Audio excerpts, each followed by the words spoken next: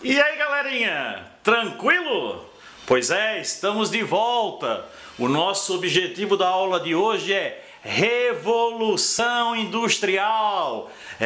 O que é isso? Vocês já vão saber em seguida. Isso acontece no século XVIII na Inglaterra. O conceito básico de Revolução Industrial, e preste atenção, foquem aqui. Anda, paçoquita, vamos lá. Olha só, o nosso conceito básico é o processo de transformação social, econômico e político ocorrido no século XVIII lá na Inglaterra. É onde de fato se consolida o método de produção capitalista e o capitalismo se firma como um sistema econômico e vigora até os dias de hoje.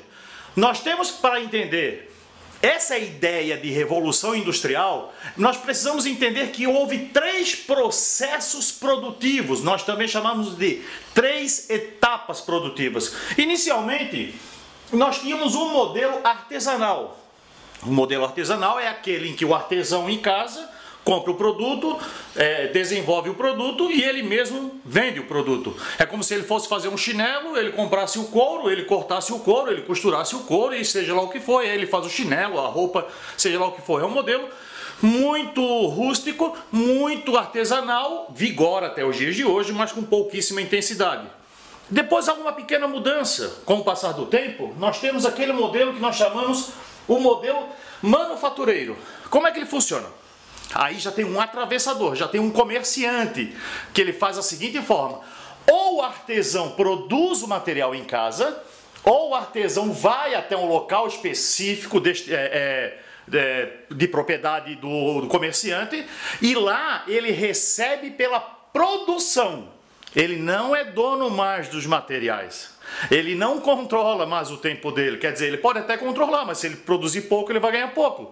Então, um exemplo simples: ele recebe o produto na casa dele, o produto que eu digo a matéria-prima, ele produz e recebe por cada item que ele produz. Aí nós temos sim uma grande mudança, que é essa mudança da revolução, que aí nós temos o sistema industrial. Que ele começa a vigorar a partir do século XVIII. Aí sim você começa a ter uma jornada de trabalho, você já começa a não controlar o seu tempo é controlado pelo relógio, normalmente a sirene da própria fábrica, que diz quando você entra, quando você para e quando você reinicia.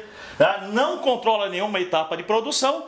E aqui nós temos agora o surgimento, segundo Karl Marx, de duas classes sociais que nós já vamos ver a fundo em seguida, que é burguesia e proletário. Então, matando, não esqueçam, três etapas: artesanal, manufatureira e industrial. Ok? Tudo tranquilo até aí? A pergunta que não quer calar, vocês podem me perguntar: professor, por que foi a Inglaterra a pioneira na Revolução Industrial? Macuquinho, você não sabe? É simples, Lele. Arthur, pisca pra mim. A Inglaterra tinha todas as características básicas para dar início a isso. Primeiro, houve a Revolução Inglesa, 1689. Nessa Revolução Inglesa, o que acontece de fato? Nessa Revolução, a burguesia acaba tomando poder, a Inglaterra se torna um pouco mais liberal, uma marinha extremamente forte, capital, ela começou a juntar um capital muito grande, principalmente em decorrência das suas colônias, o Banco da Inglaterra, que pôde promover empréstimos e esses empréstimos financiavam as indústrias, infraestrutura, como as ruas que começaram a ser abertas, política de cercamento, não esqueçam, a gentry, aquela pequena nobreza rural que começa a expulsar os camponeses das terras comunais para criar ovelha. Ou seja, aí nós já temos uma matéria-prima para a produção de lã. Nós já vimos esse tema, tá? Mão de obra excedente. O que é mão de obra excedente? O camponês sai do campo, êxodo rural vai para a cidade e na cidade vai gerar excesso de mão de obra para as fábricas. E isso barateia inclusive a própria mão de obra. Reserva de ferro, sim, para metalurgia. Carvão aquece, obviamente, e vai conseguir transformar e moldar o ferro. E a Inglaterra possuía várias colônias essas, e principalmente as 13 colônias americanas. E aí nós temos lã e algodão. Esse algodão, ele era originário principalmente das 13 colônias, a parte sul da América, entendeu? Da América inglesa, o que eu quero me referir. E, como nós já dissemos aqui, a lã, né? Além disso, lindezos, essa revolução industrial, ela vem sofrendo um processo de transformação ao longo de toda a história. Nós hoje afirmamos que nós estamos na 4.0. O que é isso 4.0, professor? Porque a primeira revolução, a 1.0, aquela que se deu na Inglaterra, o principal material utilizado naquela época era o ferro. A energia, obviamente, carvão, água, formava o vapor. Então, energia, vapor. A segunda passa por volta de 1870. O material já começa a mudar um pouco. Não que eles abandonem o ferro, não é essa a situação. Mas agora entra o aço, o material mais resistente. A energia agora passa a ser a eletricidade e o petróleo. Em seguida, na 3.0, por volta de 1970, por volta desse período, nós já temos o quê? O uso, o avanço das tecnologias da informação. Aqui nós já temos a robótica. E aqui nós já temos uma adoção do toyotismo, que é a descentralização, que é o não acúmulo de estoque. É um outro sistema que nós podemos ver em seguida. E agora, nos dias de hoje, nós temos aquilo que nós chamamos de 4.0 ou um espaço de sistema cyberfísico, aonde toda a fábrica ela tem automação, é como se ela fosse independente e totalmente controlada por sistema computadorizado. Entendeu? Então essas 4 etapas, da primeira, segunda, terceira e quarta, entenderam, Jujuba? Entendeu? Olha, show de bola! Agora sim, algumas transformações que ocorreram na Inglaterra, tá? Com alguns inventos que foram se aperfeiçoando com o passar do tempo, mas principalmente naquele período entre o século XVIII e o século XIX. Anteriormente, os tecidos eles eram produzidos em máquinas de fiar à mão, manuais. Depois, Walter Fleming cria a máquina com força d'água, ou seja, a água gira esse sistema, já é um sistema hidráulico. Depois nós temos, sim, James Watt, que acaba criando a máquina a vapor. Em seguida, vem o barco a vapor. E, por fim, nós temos a locomotiva, que é criada em 1814. Galera, uma locomotiva a vapor. Vocês imaginam o quanto isso não encurta a distância? Por mais que elas não andavam numa velocidade comparada aos dias de hoje, se vocês fossem analisar naquela época que se andava basicamente em lombo de cavalo, você pega uma locomotiva dessa, as distâncias elas encurtam em muito tempo. Como eu tinha falado anteriormente, Lelê, como eu tinha falado anteriormente, Garcia, nós temos nesse período, segundo Karl Marx, o surgimento de duas classes sociais, a burguesia e o proletário.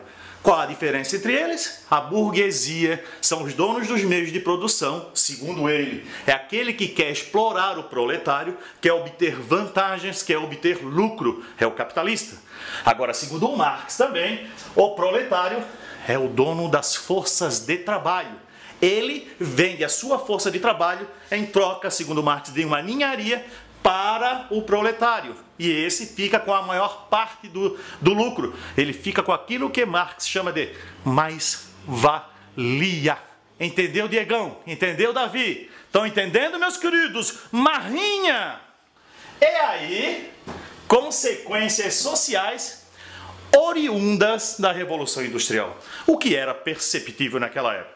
Claro que nós passamos por um monte de transformação até chegar, transformações, no caso, até chegar aos dias de hoje.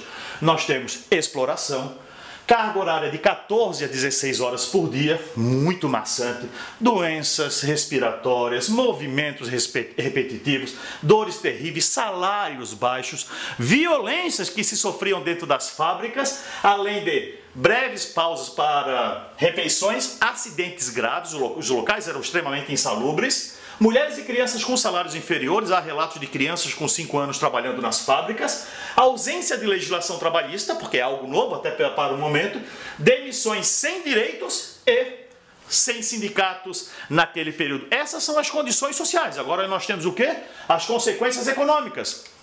Notem, maior produção em menor tempo. Agora são as máquinas que conseguem produzir os materiais, os produtos. Substituição da mão de obra humana, algumas etapas, pela pela máquina. Hoje nós temos isso muito mais forte, hoje é muito mais visível, principalmente com o uso da robótica e da tecnologia 4.0. Aumento das vendas, se produz mais, se vende mais, obviamente se obtém mais lucro. Navios e locomotivas, isso era muito mais fácil para poder transportar as mercadorias, para poder conseguir matéria-prima numa quantidade maior e num tempo muito menor. Encurtamento de distância, como nós já falamos, agora de locomotiva a um barco a vapor, o percurso transcorrido ele seria muito menor. E por fim, barateamento dos fretes, ou seja, se cobrava muito menos porque se conseguia fazer em menor tempo. Essa foi a situação econômica, as consequências. Agora nós vamos para as políticas. O que é que nós temos aqui? O fortalecimento do liberalismo, ok? Laissez-faire, laissez-passer, deixa fazer, é liberalismo puro mesmo, deixa passar, deixa fazer, é liberalismo, o Estado não intervém na economia, ok? Depois nós temos o enfraquecimento das monarquias absolutistas, sem dúvida nenhuma, porque agora eles querem, a burguesia quer ascender o poder, derrubar o absolutismo, e fortalecimento, sem dúvida nenhuma, de uma nova classe social, que é a burguesia, tá? E aí, meus queridos, nós já encerramos? Não! Tem as lutas operárias. Em virtude de todas essas consequências não positivas, digamos assim, em virtude da Revolução Industrial, inicialmente o operário ele vinha sofrendo muito em locais insalubres, exploração, salários baixos. Ele era obrigado a se submeter àquilo e também a família. Com o passar do tempo ele começou a se organizar, porque inicialmente não haviam sindicatos. Nós temos um movimento que ocorre em 1811, 12, promovido por Ned Ludd, chamado ludismo, que na verdade eles culpavam as máquinas pela falta de emprego, porque elas tiravam o emprego, eles alegavam. Então eles criaram um movimento de quebra-máquinas. Por volta de 1838, foi feita uma carta, né? Que essa carta foi direcionada ao parlamento inglês, buscando sempre melhorias, ou buscando melhorias para a população, para o operário em geral. Olha que esses movimentos começam lento, mas vão ganhando força, até que em 1824, na verdade é um período antes, eles conseguem criar as trade union, que dão origem posteriormente aos sindicatos. Aí os sindicatos se firmam e esses sindicatos sim, eles começam a lutar de forma mais aguerrida e conquistar direitos aos trabalhadores ingleses e mundo afora. E olha só, rapaziada, olha só, Paçoquita, o que nós vimos agora? Revolução Industrial, o conceito, os sistemas de produção, que era o artesanal, manufatureiro, industrial. Nós vimos as inovações. Nós também vimos aqui o surgimento de duas classes sociais, burguesia e proletário. Nós vimos essas 4 etapas que nós chamamos da Revolução Industrial 1.0, 2.0, 3.0, 4.0, as consequências sociais, as consequências econômicas e as consequências políticas. Nós vimos o porquê que a Inglaterra se tornou a pioneira na Revolução Industrial por vários fatores e, por fim, as lutas operárias que deram início a vários sindicatos e as legislações trabalhistas. Meus caros, meus queridos e minhas queridas, eu espero que vocês tenham entendido, ok? Estou à disposição. Beijos e abraços.